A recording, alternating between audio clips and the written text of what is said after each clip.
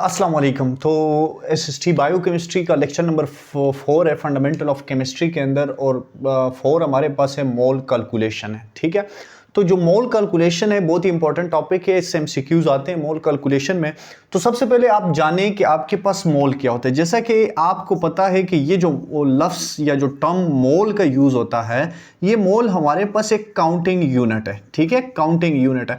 जिस तरह हम डेली लाइफ के अंदर हम यूज करते हैं बाकी यूनिट को, मिसाल के तौर पे हम डेली लाइफ में यूज करते हैं डजन, ठीक है, जिसके अंदर आपके पास 12 सिमिलर थिंग्स आती है। ठीक है, इसी तरह हम यूज करते हैं ग्रास को, हम यूज करते हैं। ठीक है, ये जो ग्रास है, इस ग्रास के अंदर 144 सिमिलर थिंग्स आती है। इसी तरह हम रेम का लफ्ज़ यूज़ करते हैं, हम दस्ते का लफ्ज़ यूज़ करते हैं।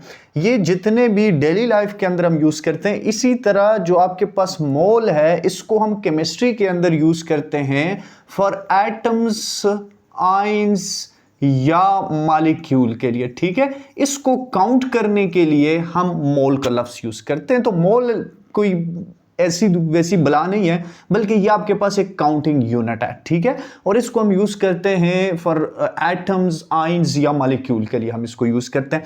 अब मोल क्या है? मोल आपके पास किसी भी सब्सटेंस की वो अमाउंट है जिसके अंदर एवोगाड्रो नंबर मौजूद होता है, 6.023 into 10 raised to power 23।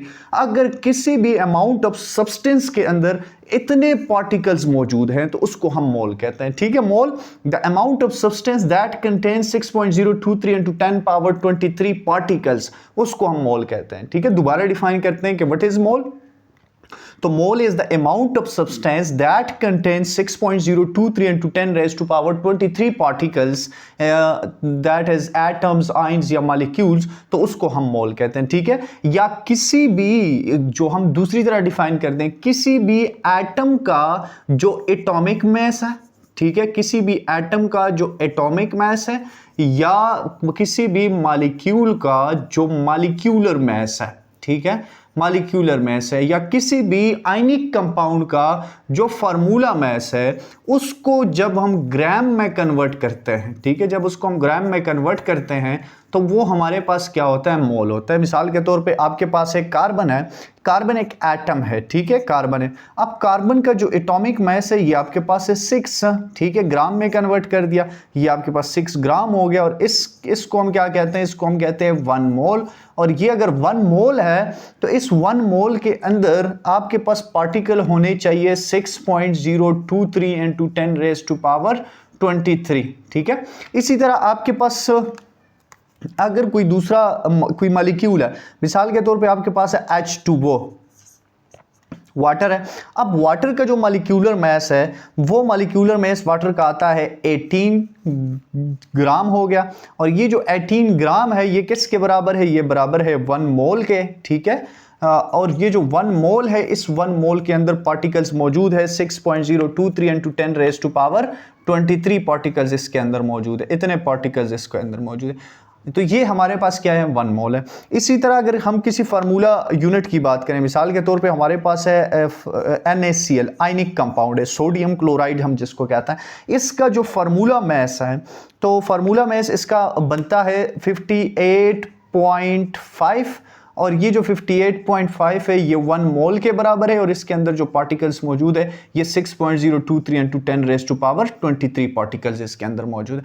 तो किसी भी सब्सटेंस की वो अमाउंट जिसके अंदर इतने पार्टिकल्स मौजूद हो, इस पार्टिकल्स, इसको हम क्या कहते हैं? एवोगाड्रो नंबर, सॉरी, मोल कहते हैं। और ये जो एवोगाड्रो नंबर है, ये हमारे पास क्या है? ये बहुत बड़ा नंबर है, 602 ट्रिलियन है। ठीक है, 602 ट्रिलियन। और ये जो 6 ट्रिलियन है, इसके अंदर 21 जीरोज होते हैं, 21 जीरोज होते हैं। तो बहुत बड़ा ये अमाउंट है। ठीक है, और ये एक्सपेरिमेंटली प्रूफ्ड है, ये जो वैल्यू है ये एक्सपेरिमेंटली प्रूफ्ड है। ठीक है, जो चार्ज ऑफ इलेक्ट्रॉन है, उसके बाद जो फैराडे कांस्टेंट है, उससे इसको कैलकुलेट किया गया, और ये आपके पास 6.023 into 10 raised to power 23 particles हैं, इसको हम मोल कहते हैं। अच्छा, जो मोल कैलकुलेशन है, उस मोल कैलकुलेशन के अंदर हम 2 तरह की कैलकुलेशंस को पढ़ते हैं। एक हमारे पास जो मोल कैलकुलेशन है, उसमें होती है मोल मास कैलकुलेशन। ठीक है, मोल मास कैलकुलेशन, एक कैलकुलेशन तो इसमें ये है मोल मास कैलकुलेशन। और दूसरे नंबर पे जो हमारे पास कैलकुलेशन है, उसको हम कहते हैं मोल पार्टिकल कैलकुलेशन। ठीक है, मोल पार्टिकल कैलकुलेशन। तो इसके एमसीक्यूज को भी डिस्कस करते हैं कि इससे किस तरह के एमसीक्यूज आते हैं, इस टॉपिक को भी डिस्कस करते हैं कि ये टॉपिक कैसे होता है। तो मोल मास कैलकुलेशन है और मोल पार्टिकल कैलकुलेशन है, ठीक है। तो सबसे पहले हम देखते हैं कि हमारे पास जो मोल मास कैलकुलेशन है, ये मोल मास कैलकुलेशन क्या होती है। मोल मास कैलकुलेशन, ठीक है, मोल मास कैलकुलेशन, ठीक है। मोल मास कैलकुलेशन को हमने डिस्कस करना है। तो देखें, एक तो आपके पास मोल है, इसमें हम क्या करते हैं मोल मास कैलकुलेशन के अंदर, इस मोल मास कैलकुलेशन में हमने मोल को कन्वर्ट करना है मास में, ठीक है।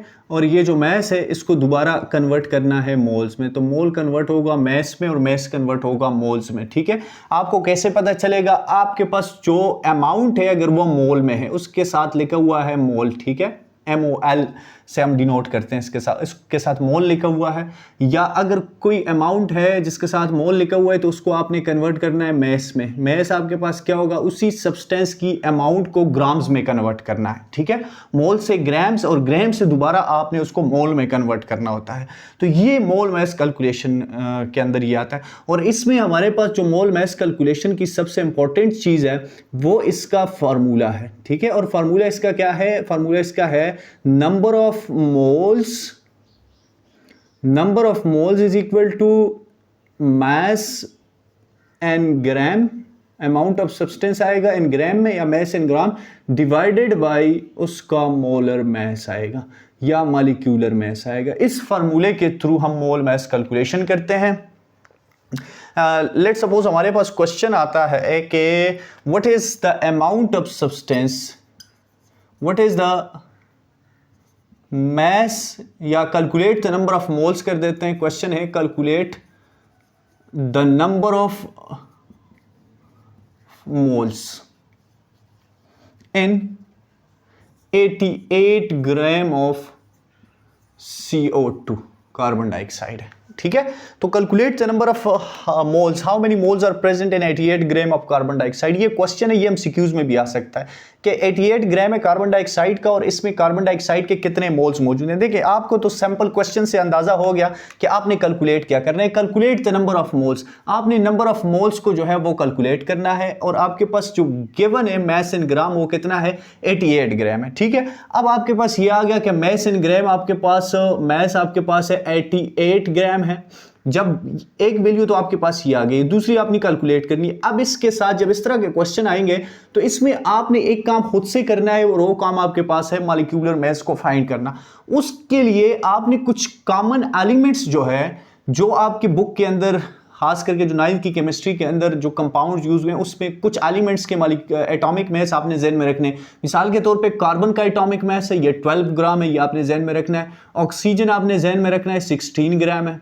इसी तरह आपने हाइड्रोजन का जहन में रखना है कि हाइड्रोजन आपके पास 1 है, नाइट्रोजन आपके पास 14 ग्राम है, ठीक है। सोडियम आपके पास 23 ग्राम है, क्लोरीन आपके पास 35.5 ग्राम है।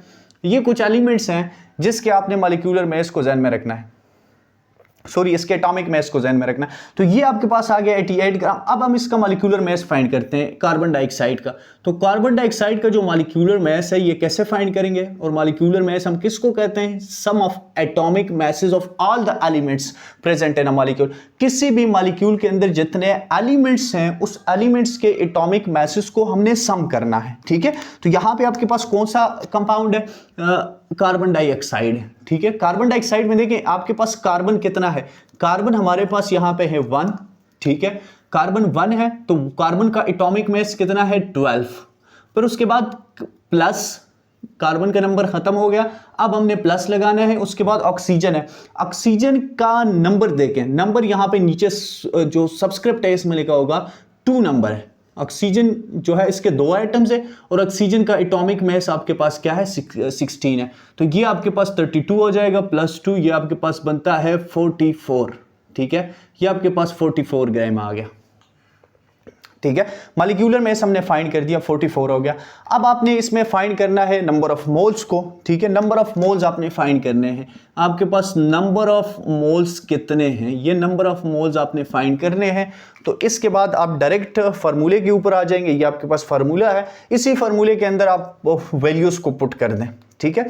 तो हमने फाइंड करना है नंबर ऑफ मोल्स, तो आपके पास नंबर ऑफ मोल्स आएगा मास इन ग्राम क्या है क्वेश्चन में जो गिवन है, मास इन ग्राम हमारे पास 88 ग्राम है, ठीक है, डिवाइडेड बाय आपके पास मॉलिक्यूलर मास ये आ गया। जब हम इसको ये करेंगे तो डिवाइड करेंगे तो ये हमारे पास आएगा 2 मोल्स।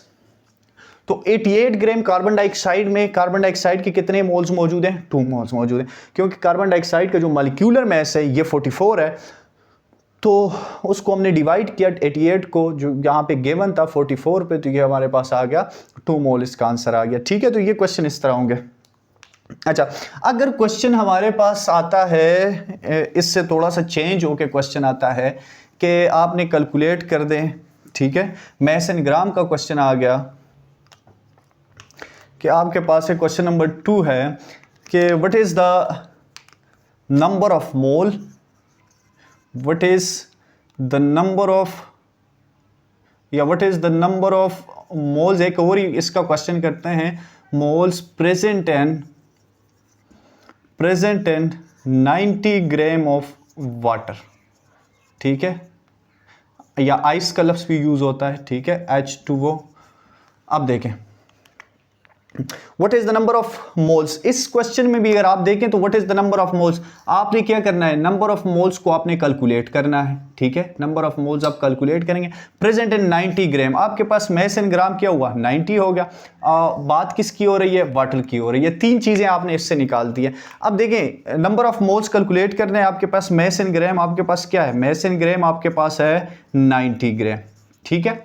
उसके बाद सेकंड काम आपने क्या करना है, अगर इस तरह के क्वेश्चन आ जाए मोल मास कैलकुलेशन में, तो आपने H2O का मॉलिक्यूलर मास फाइंड करना है, ठीक है, H2O को आपने क्या करना है, मॉलिक्यूलर मास फाइंड करना है। तो मॉलिक्यूलर मास कैसे फाइंड करेंगे, देखें फार्मूला इसका क्या है, H2O। फार्मूला मस्ट है इसमें, क्योंकि फार्मूले को देख के ही आपने उसको फाइंड करना है। इसमें हाइड्रोजन आपके पास कितने हैं, हाइड्रोजन आपके पास 2 है, ठीक है, 2 हाइड्रोजन आ गए। नंबर ऑफ एटम, पहले नंबर पे हाइड्रोजन, और हाइड्रोजन की तादाद 2 है। हाइड्रोजन का एटॉमिक मास, कुछ एलिमेंट्स का आपने याद करने हैं एटॉमिक मास, तो हाइड्रोजन का एटॉमिक मास आपके पास आता है 1, प्लस ऑक्सीजन का नंबर ऑफ ऑक्सीजन एटम कितने हैं, एक ही है, और ऑक्सीजन का एटॉमिक मास आपके पास कितना है 16, तो ये आपके पास बन जाएगा 18 ग्राम, ठीक है। अब आप इसको फार्मूले में पुट कर दें तो आपके पास है number of moles is equal to mass in gram था, कितना था 90 ग्राम, डिवाइडेड बाय आपके पास 18 बनता है, तो ये ग्राम ग्राम के साथ कैंसिल, और ये आपके पास 18 5 90, तो ये आपके पास 5 मोल्स आते हैं, ठीक है। 90 ग्राम वाटर में आपके पास वाटर के 5 मोल्स मौजूद हैं, 90 ग्राम वाटर में वाटर के 5 मोल्स मौजूद हैं, ठीक है। अच्छा, अगर ये क्वेश्चन आ गया, उसके बाद सेकंड, अगर कोई इस तरह का क्वेश्चन आता है जिसमें आपने मास इन ग्राम को फाइंड करना है, ठीक है, तो मास इन ग्राम आप उसको कैसे फाइंड करेंगे, आपके पास क्वेश्चन है कि calculate the amount of substance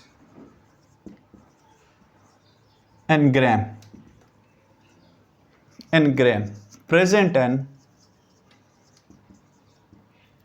present N आप कुछ भी लिख दें, प्रेजेंट एन कोई किसी की एग्जांपल ले लें, 58.5 ग्राम ऑफ NaCl,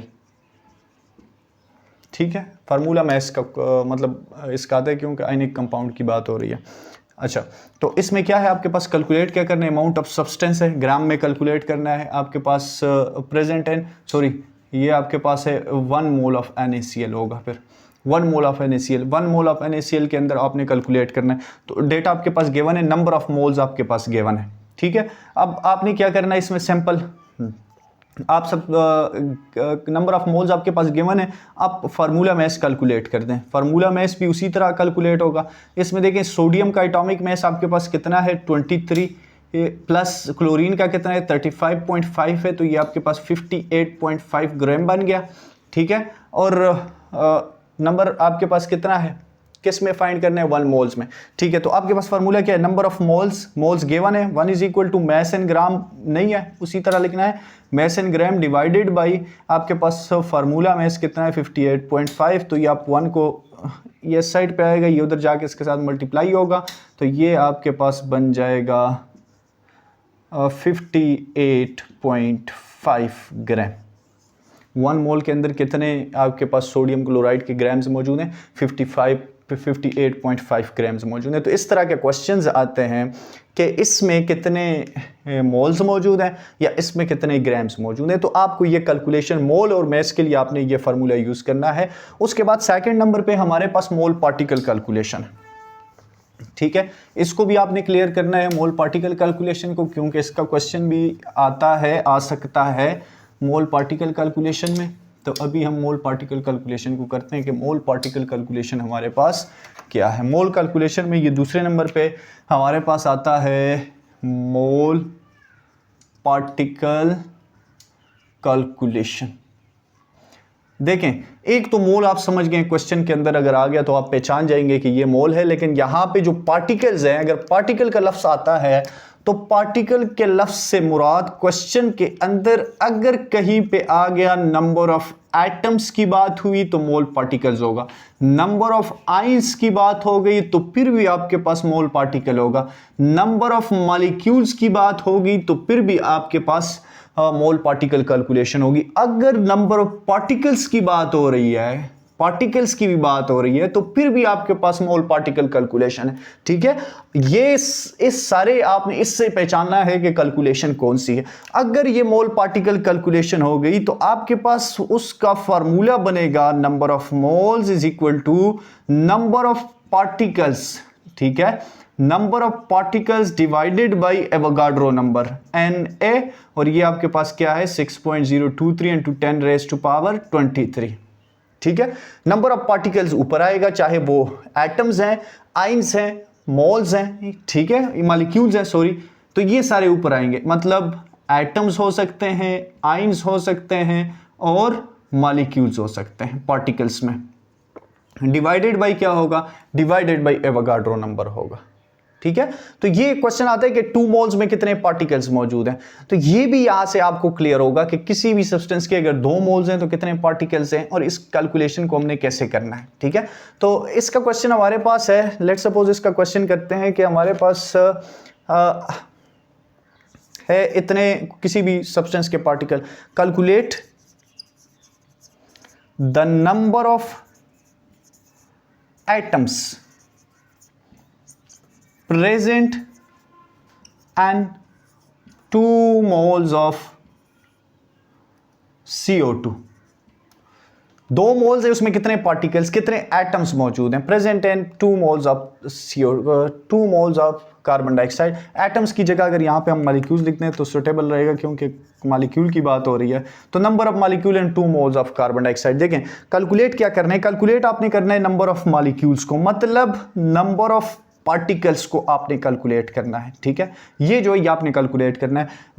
कौन सा डेटा गिवन है, 2 मोल्स आपके पास गिवन है, ठीक है। 2 मोल्स में नंबर ऑफ मॉलिक्यूल्स को कैलकुलेट करना है और कार्बन डाइऑक्साइड की बात हो रही है। तो नंबर ऑफ पार्टिकल्स तो आपने कैलकुलेट करने हैं, नंबर ऑफ मोल डायरेक्ट में पुट करता हूं, नंबर ऑफ मोल्स आपके पास गिवन है, कितने हैं 2, नंबर ऑफ पार्टिकल्स की जगह नंबर ऑफ मॉलिक्यूल्स लिखते हैं, इसको फाइंड करना है हमने, डिवाइडेड बाय एवोगाड्रो नंबर अपनी जगह पे रहेगा 6.023 इंटू 10 रेज़ टू पावर 23। तो ये आप इन दोनों को मल्टीप्लाई करेंगे तो ये मल्टीप्लाई होगा, नंबर ऑफ मॉलिक्यूल उस साइड पे जाएगा तो 6.023 इंटू 10 रेज़ टू पावर 23, ठीक है। तो ये आपके पास आएगा 212 तकरीबन 1.2 something into 10 raise to power 24 होगा, ठीक है। 2 को मल्टीप्लाई करेंगे 6 से तो 12 आएगा, फिर पॉइंट को एक हमने इस साइड पे लेके आना है, इधर आएगा 12 आएगा, तो पॉइंट इधर होगा, आपने पॉइंट को इधर लेके आना है और यहाँ पे आपने एक इंसा बढ़ाना है। तो ये आपके पास 2 मोल्स के अंदर 1.2 into 10 raise to power 24 particles मौजूद हैं, ठीक है। ये मोल पार्टिकल कैलकुलेशन में आपने इस कैलकुलेशन को इस तरह करना है। इसी तरह अगर पार्टिकल्स का क्वेश्चन आता है, मिसाल के तौर पे आपके पास पार्टिकल्स इतने हैं 8.9 into 10 raise to power 23 particles हैं। इस 23 पार्टिकल्स में आपने कैलकुलेट करना है नंबर ऑफ मोल्स, ठीक है, नंबर ऑफ मोल्स के इसमें कितने मोल्स मौजूद हैं, ठीक है। तो आप इसको कैसे कैलकुलेट करेंगे, इतने पार्टिकल्स हैं, आपने सिंपल क्या कैलकुलेट करना है, नंबर ऑफ मोल्स को। तो नंबर ऑफ मोल्स आपके पास इसी तरह होगा, नंबर ऑफ पार्टिकल्स की जगह 8.9 इंटू 10 रेज़ टू पावर 23 आएगा, डिवाइडेड बाय एवोगाड्रो नंबर होगा 10 पावर 23 होगा, ठीक है। 23 ऊपर लेके जाएंगे कैंसिल हो जाएगा, इज इक्वल टू ये इसको आपने डिवाइड करना है इस पे, तो आपके पास जो भी आंसर आएगा 1.4 समथिंग, ठीक है, 8 या 9, तो ये आपके पास इतने मोल्स मौजूद होंगे इतने पार्टिकल्स के अंदर, ठीक है। तो आपको अगर ये फार्मूला क्लियर है तो इस फार्मूले से आप इजीली इस तरह के क्वेश्चन को आसानी के साथ सॉल्व कर सकते हो। तो ये क्वेश्चन आता है कि इतने मोल्स में कितने पार्टिकल्स मौजूद है, ठीक है, 2 मोल्स में कितने पार्टिकल्स मौजूद हैं, इसी तरह 2.5 मोल्स में कितने पार्टिकल्स मौजूद हैं, इतने पार्टिकल्स हैं, इसमें कितने मोल्स मौजूद हैं, मोल्स, पार्टिकल्स, पार्टिकल्स, मोल, मोल, मैस कैलकुलेशन। तो ये हमारे पास लास्ट टॉपिक था मोल पार्टिकल्स कैलकुलेशन का, ठीक है। Thank you.